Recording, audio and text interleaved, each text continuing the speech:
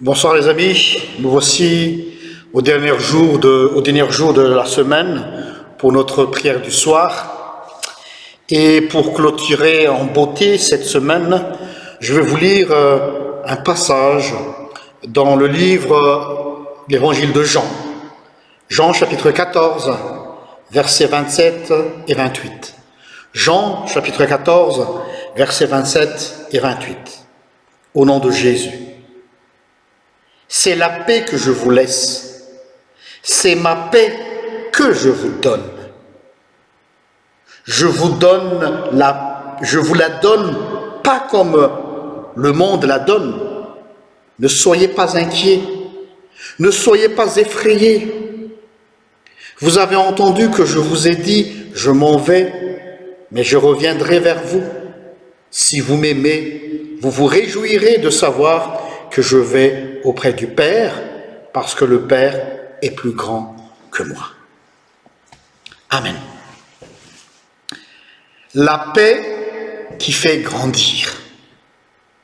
Voilà le thème que nous allons partager ce soir dans ces quelques minutes. La paix qui fait grandir. Ici, Jésus annonce son départ pour toujours et revenir auprès du Père. Forcément, les disciples sont tristes. C'est le moment tant redouté parce que finalement, ils avaient l'habitude de le voir tous les jours. Ils avaient cette habitude de le côtoyer. Et là, il annonce qu'il doit partir. La question qui se pose alors, cette tristesse que les disciples avaient en eux, c'est compréhensible, mais Jésus veut qu'ils soient, on va dire, mûrs spirituellement. Finalement, ils voulaient garder Jésus pour leur propre bien. Pas pour le ministère de l'Église, de Jésus-Christ. Puisque Jésus, ici, il est en train de dire, vous devrez vous réjouir parce que je vais auprès du Père. Non pas parce que je vais vous quitter, mais là, je serai votre représentant légal à la droite du Père. Par contre, eux, ils avaient cette tristesse parce que dans leur tête et dans leur cœur, ils se posent des questions. Qu'allons-nous devenir? Vous vous rappelez peut-être cette phrase, cette question de Pierre. On a tout quitté pour toi et maintenant tu nous abandonnes, tu nous quittes, tu pars retourner vers le Père. En d'autres termes, pourquoi tu nous fais cela? Malheureusement, les disciples, même s'ils croyaient aimer le Christ, finalement, ils aimaient leur propre personne. Ils n'avaient pas une vision assez large du ministère qui les attend parce que Jésus doit retourner auprès du Père afin qu'ils reçoivent le Saint-Esprit et ce Saint-Esprit-là qui les envoie en mission. Et c'est un peu notre attitude à nous aussi. On a toujours cette attitude, ce réflexe de recevoir les bénédictions de Dieu, de recevoir les bienfaits de Dieu et d'avoir le confort, le bien-être, et c'est tout. Jésus dit, ma paix soit avec vous. Et cette paix-là, dit le Seigneur, n'est pas comme la paix du monde. C'est quoi la paix? Quand on dit, fiche-moi la paix, ne m'embête pas, ça veut dire, laisse-moi tranquille dans mon coin, je veux vivre, je veux profiter de la vie, je veux voir personne. C'est ça, la paix du monde. Mais la paix du Christ, c'est pas du tout cela. La paix, c'est qui t'envoie à aller vers les autres. Et c'est cette démarche, cette maturité spirituelle-là qui est si précieuse. Alors, dans cette méditation du soir, si tu te sens troublé dans ton cœur, si tu te sens troublé dans ta vie même de tous les jours, c'est parce que c'est la paix du Christ n'est pas à sa bonne place. Parfois, on croit qu'on a la paix de Dieu, mais c'est la paix que nous construisons nous-mêmes, l'idée d'une paix qui n'est pas du tout la paix de Dieu. Cette paix qui rassure que même si le Christ repart et revient à la droite du Père, ils ne seront pas seuls. Et il le dit dans ce texte, même si on ne l'a pas lu, vous ne serez pas des orphelins. C'est-à-dire que je ne vous abandonnerai pas, je vous abandonnerai jamais.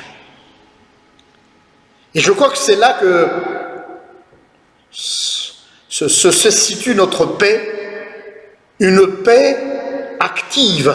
C'est parce que nous ressentons la présence de Jésus.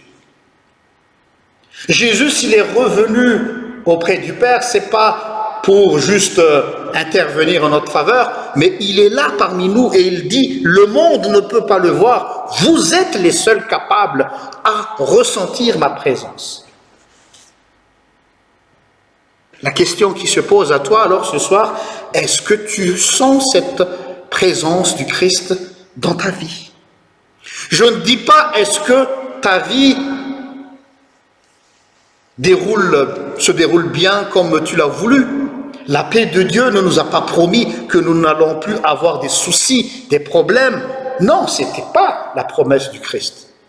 Mais la promesse du Christ, c'est que dans tous ces moments difficiles, vous aurez ma paix et vous avez la paix du Christ. Que cette paix-là vous maintienne dans la foi. Cette paix-là qui te rend toujours debout face à l'épreuve. Parfois, on a envie de tout lâcher. Parfois, on a envie de tout mettre par terre pour dire « j'en peux plus, j'en veux plus, Seigneur ».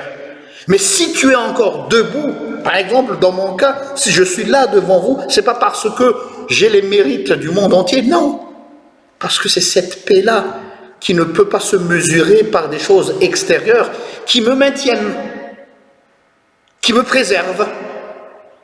Et même quand je tombe, c'est une main qui me relève de la boue, qui me relève de la poussière et qui me dit encore « avance » et il me tient par sa main. C'est ça la paix. Cette paix-là, le monde ne le connaît pas. Le monde, lui, c'est pas une paix qu'il a, c'est plutôt la tranquillité. Ah, je suis tranquille pour un bon bout de temps parce que j'ai de quoi vivre. Je suis tranquille parce que je suis en bonne santé. Et on traduit cette tranquillité comme une paix. Non. Mais on sait très bien que cette tranquillité du monde, elle est éphémère. Elle est fragile. Qu'on le veuille ou non, dans la vie, il y a toujours des hauts et des bas. Et donc, au moment où on a cette situation compliquée, on perd cette tranquillité. Mais ce que je te propose ici ce soir, c'est pas la tranquillité, c'est la paix du Christ. Cette paix qui dépasse toute chose. Alors que la paix du Seigneur, qu'il a promis à ses disciples, soit aussi omniprésente dans ta vie. Amen. Je vous invite à la prière. Seigneur, donne-nous ta paix. Cette paix qui fait taire les cris de désespoir. Cette paix qui nous relève à chaque fois que nous trébuchons. Cette paix qui nous booste et aller de l'avant même si nous ne voulons plus avancer parce que nous sommes fatigués de la vie, fatigués des échecs, fatigués de toutes sortes de choses que nous subissons dans cette vie terrestre. Oui, puisque tu l'as promis, et donc ta promesse, elle est toujours là, accorde-nous cette paix. Pour que nous fixons un regard sur toi uniquement, mais pas sur les choses qui nous entourent. Fais-nous mûrir spirituellement, Seigneur. Donne-nous ta paix pour que nous soyons matures en matière de foi. Merci, Seigneur. Amen. Sur ce, je vous souhaite une excellente fin de semaine. Profitez bien de votre week-end. Et si Dieu le veut, nous nous retrouverons sur notre chaîne YouTube dimanche lors du culte dominical. Que Dieu vous bénisse. Au revoir.